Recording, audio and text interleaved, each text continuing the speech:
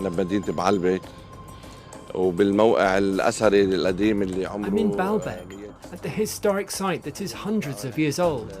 This point is called Manshia. We used to be proud of the Manshia and were eager to take photos next to it. There was a coffee shop here that we used to hang out in. We were really affected when they hit the Manshia. It's a historic site. They should never have hit it. اللي ضربوها موقع أثري مو لازم يضربوه أبداً. نحن حتى أثناء الضربة بس صارت. Even during the strike, when it happened, we went to see the damage. We felt a deep wound, as if our hearts were bleeding, because we are losing our collective memory, the one we're trying to preserve. Because this here is history. The Manshia is more than 100 years old. In addition to that, it's at the entrance of our city. عمرها من فوق ال100 سنة. فوق هيك هيدي حتى مدخل مدينتنا.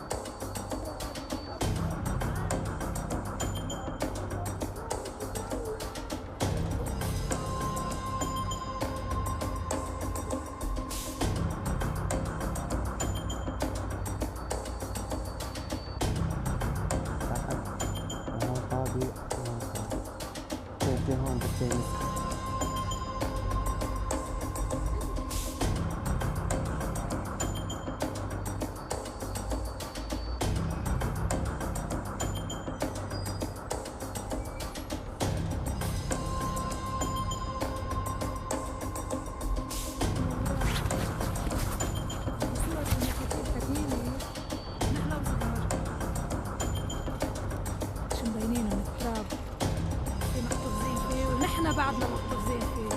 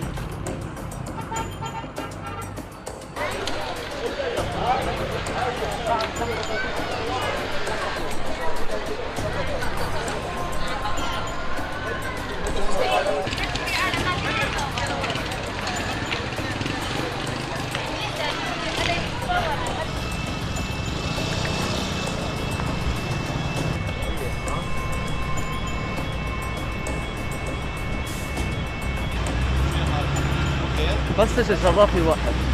بس تيجي جرب.